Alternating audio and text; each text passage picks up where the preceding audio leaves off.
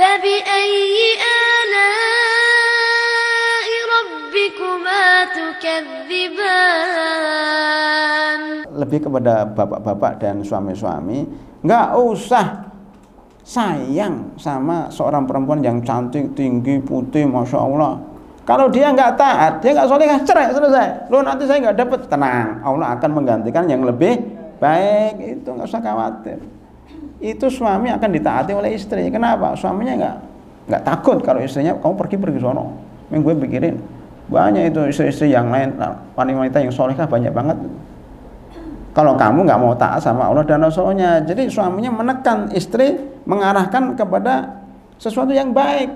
Jadi setengah setengah diarahkan, setengah dipaksa untuk menuju kebaikan. Ya enak itu kalau istrinya taat, itu enak. Kalau istrinya ngayal susah. Ya, tetapi tetap harus sabar. Ini buktinya. Kaidah dalam kehidupan, seseorang yang meninggalkan sesuatu yang dicintainya atau menjadi haknya karena mengharap ridha dari Allah, bukan karena syahwat, maka Allah akan menggantikannya dengan lebih baik. Ini tidak hanya berlaku bagi istri yang punya istri, tapi juga berlaku yang punya jabatan, yang punya harta, yang punya sesuatu yang dia cintai. Kan manusia itu cinta jabatan, cinta harta, cinta barang-barang mewah, cinta rumah. Seandainya jabatan itu mengganggu ibadah dia, maka tinggalkan jabatan itu. Saya teringat dengan siapa? Dengan kisah Nabi Sulaiman, Bu. Ada dalam Al-Quran. Jadi kapan-kapan nggak usah dibuka, nanti nggak cukup waktunya. Saya ngejar waktu ini karena materinya masih banyak nih. Ini baru mukadimah, Bu. Belum masuk 6 sifat wanita solehah. Nabi Sulaiman dalam surat Shad, surat ke-38, Allah Subhanahu wa taala menyebutkan cerita tentang Nabi Sulaiman yang terlalu sayang kepada kuda-kudanya. Ya. Inni ahbabtu hubbal khairi an dzikri rabbi hatta tawarat bil hijab. Dia itu sibuk ngurusin kuda-kuda, bukannya kuda perang. Artinya latihan jihad. Itu kan bagus, Bu, latihan mana, latihan itu kan bagus. Cuma karena menyebabkan dia lupa sholat, karena sudah maghrib dia masih ngurusin kuda-kuda perangnya, hatta tawarat bil hijab. Makanya Nabi Sulaiman mengatakan ruddu ilayya fatafiqa fis suqi wal a'naq. Kemudian datang mana kudaku ini telah menyebabkan saya lupa zikir sore dan sholat maghrib. Sini kuda-kudanya, sembelihin semuanya. Nabi Sulaiman, pada satu kuda itu, Bu, harganya miliaran. Masih ada sekarang kuda-kuda yang seharga itu, seharga Alphard, seharga Pajero Sport, ya, seharga Fortuner ada, Bu. Di mana? Di Uni Emirat Arab. Di negara-negara Timur Tengah itu masih ada orang yang melihara kuda untuk apa? Untuk kebanggaan. Ya, jadi kudanya kuda bagus, kuda balapan. Itu disembelih gitu aja. Kenapa? Karena telah mengganggu dari beribadah kepada Allah Subhanahu wa taala. Maka setiap yang mengganggu dari ibadah dihancurkan. Ya, kadang-kadang HP ini, Bu, kalau mengganggu kita dari beribadah kepada Allah Subhanahu wa taala, kita apa? Kita sembelih. HP ini dibanting, wah, kamu telah mengganggu saya dari beribadah kepada Allah Subhanahu wa taala. Tidak dibanting, Bu, berikan sama orang lain. Berikan sama istrinya, ini istriku, HP ku saya berikan sama kamu. Lu kenapa? Karena HP ini mengganggu diriku. Maka itu dijual dengan harga murah. Bukan hanya HP, mobil, rumah, bahkan istri. Saya katakan tadi, kalau istri itu mengganggu dakwah, ya, menghalangi orang berdakwah, cerai. Saya punya teman yang punya istri, ya, istrinya kebetulan lebih daripada satu, ya. Ternyata istrinya ini, salah satu istrinya ini mengganggu dakwah. Mau dakwah digondelin, atau digondelin, Bu. Nggak usah, ini ada jadwal ini jam 10 di gereja Krokret, saya ini nggak usah, sama saya aja. Diikat tuh kakinya itu, nggak usah pergi. Diambil kunci mobilnya, diambil kunci pintunya, itu berkali-kali. Ustadznya ini sebel kan, dakwah itu darah daging saya, profesi saya, kok saya dihalangi. Udah, kalau kamu tetap menghalangi, saya cerai kamu, cerai itu Bu. Orangnya langsung cerita sama saya, dicerailah istrinya itu. Ya, mudah-mudahan Allah menggantikan yang lebih baik. Sampai sekarang saya nggak dengar ada penggantinya atau tidak. Mungkin butuh waktu 20 tahun. Ya. Tapi insya Allah akan diganti oleh Allah dengan yang lebih baik itu Bu. Jadi begitu juga seorang istri, jika suaminya memang mengganggu ya aktivitas dakwah kita, aktivitas ibadah kita, melarang-larang kita untuk beribadah, sudah Mas, sampai sini aja, saya minta cerai. Nggak usah khawatir dapat jodoh atau tidak, insya Allah dapat jodoh yang lebih baik. Asal niatnya karena Allah Subhanahu wa Ta'ala. Banyak Bu cerita ini, mungkin bisa jadi sebuah buku ya. Meninggalkan sesuatu karena Allah akan diganti yang lebih baik. Dalam jabatan, dalam pekerjaan, banyak orang yang meninggalkan kerjaan yang sudah gajinya besar ya, karena Allah kan di situ banyak ribanya, banyak masalah, banyak ikhtilatnya. Itu dia keluar, mungkin dia kerjanya mungkin jadi pedagang bebas, pedagang kaki lima, tapi diberkahi oleh Allah SWT dengan kerjaan yang lebih baik, bahkan kadang-kadang gajinya lebih besar daripada gaji di tempat yang pertama. Dia nggak usah khawatir, dia nggak khawatir karena yakin dengan kaidah ini. Nah, ayat ini menunjukkan itu, jika beliau menceraikan kalian karena Allah Subhanahu wa Ta'ala, maka Allah pasti menggantikan yang lebih baik daripada kalian. Nah, begitu itu kaidah. Nah, di sini kan ini ada hadisnya sahih Bu, hadisnya ini.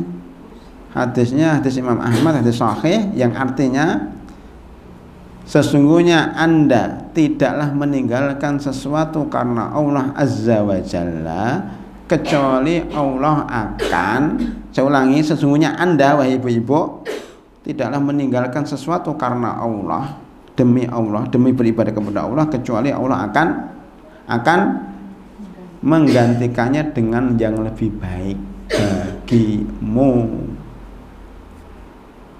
Dalam kasus sekolah anak-anak ini sekolah di tempat yang favorit, ternyata sekolahnya ini campur, sekolah ini mengajarkan yang tidak baik, walaupun dia di situ berprestasi, dapat beasiswa, tinggalkan sekolah itu, pindah ke sekolah yang lain.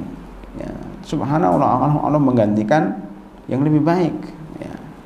Semua kasus, insya Allah seperti itu. Selesai Bu? Selesai ya? Kaidah ini tolong ya dicatat baik-baik, diterapkan dalam kehidupan sehari-hari, termasuk kehidupan keluarga. Ya, kalau memang mengganggu ibadah kita tinggal. Termasuk teman-teman yang kerja di luar negeri, di Hong Kong, di Cina, itu banyak yang ngeluh pada saya tuh, Ustaz, saya kerja di sini nggak bisa sholat Jumat, tinggalkan. Dia bilang gitu. Ada orang yang bekerja di kapal pesiar, begini-begini saya suruh menuangkan bir, ya, homer, dia bilang keluar, cari kerjaan yang lain, insya Allah Allah akan memberikan yang lebih baik begitu. Baik, sekarang masuk ke poin terakhir, firman-Nya, muslimatin mu'minatin qanitatin taibatin abidatin saihatin sayyibatin wa abkara. Apa artinya? Itulah sifat-sifat wanita solehah yang akan dijodohkan dengan Nabi Muhammad SAW, karena beliau ya meninggalkan istri-istrinya karena Allah Subhanahu wa Ta'ala. Cuma kebetulan, mohon maaf, kebetulan istri-istri Nabi ini kemudian bertaubat kepada Allah, rujuk kepada Nabi Muhammad dan taat kepada beliau, sehingga nggak jadi dicerai ya. Karena memang istri-istri Nabi itu punya sifat ini semuanya ya. Jadi 6 sifat wanita solehah yang tersebut dalam ayat ini, yaitu 1, secara cepat, muslimat, yaitu orang yang pasrah pada ketentuan hukum dan takdir Allah Subhanahu wa Ta'ala. Ini penting Bu.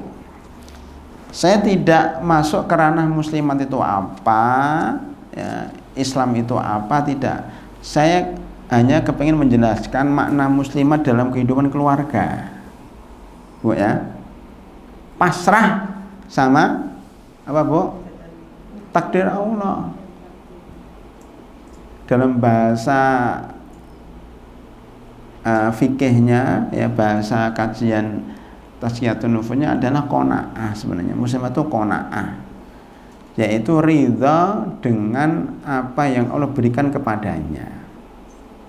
Contoh, dia punya suaminya banyak kekurangan, udahlah qanaah walaupun suami saya tidak ideal banget lah. Dia punya rumahnya nggak sebesar geria keluarga Sakinah, nggak tingkat, ya, nggak ada AC-nya, ini baru dipasang AC-nya. Ya. Mungkin rumahnya kontrakan kecil, ya. Mungkin kamar mandinya rusak-rusak terus, banyak bocor. Udahlah muslimat, pasrah dengan takdir Allah, qanaah, insya Allah selesai, Bu. Dulu pernah saya ceritakan seorang perempuan yang penghafal Al-Quran, kemudian dapat seorang laki-laki yang tidak kaya, kerjanya serabutan, ngontrak sebuah rumah mungkin di Bekasi ya, itu kontrakannya 600.000 per bulan. Itu dulu berapa tahun yang lalu, sekarang udah naik 700.000. Kamarnya 2 ya, kemudian anaknya 4. Miskin, Bu. Gajinya suaminya itu sekitar 500.000 per bulan. Lah untuk bayar kontrakan habis, belum listriknya, belum yang lain-lainnya. Dapat uang dari mana? Ternyata Allah SWT memberikan rezeki dari arah yang tidak disangka. Karena istrinya qanaah, tidak suka mengeluh. Kadang-kadang kita, Bu, sudah punya rumahnya tingkat, ada AC-nya, suaminya punya mobil, ya kan, anaknya sehat-sehat, masih ngeluh, ya ini panas, apalagi kurang apa, kita mengeluh. Karena kita malu, Bu, ya. Lihat teman-teman kita yang nggak punya rumah, nggak pernah ngeluh, masa kita ngeluh sudah punya rumah, sudah punya mobil. Qanaah itu penting. Suami itu suka sama istri yang qanaah, tidak ngeluh. Dan istri pun senang sama suami yang qanaah apa adanya. Itu muslimat. Nah, ibu ini ya ternyata apa? Anaknya itu subhanallah, ya di rumahnya tidak ada televisi, tidak ada HP, juga tidak ada, orang miskin. Hari-hariannya rumah itu diisi dengan baca Al-Quran, pagi, siang, malam. Anaknya baca Al-Quran bergantian. Subhanallah, kan, ibunya hafidhah, seorang penghafal Al-Quran. Orang bertamu ke situ, ada aja makanan banyak banget. Ditanya oleh bertamu itu, dari mana makanan ibu kok banyak banget? Pemberian tetangga, buahnya tetangga, orang lewat beri, entah dari mana juga nggak tahu, banyak orang beri sampai lebih-lebih, dia bingung dia. Nggak punya uang tapi makanan banyak. Nggak punya mobil tapi naiknya mobil ganti-gantian, baru terus. Kenapa naik Grab? Ya. Nggak masalah nggak punya mobil tapi punya baru terus. Sampai-sampai karena kelebihan makanan, hampir tiap hari dia memberikan sama tetangganya yang lebih kaya. Bu, ini ada makanan lebih-lebih begitu. Nah itu qanaah. Jadi qanaah itu membawa rezeki.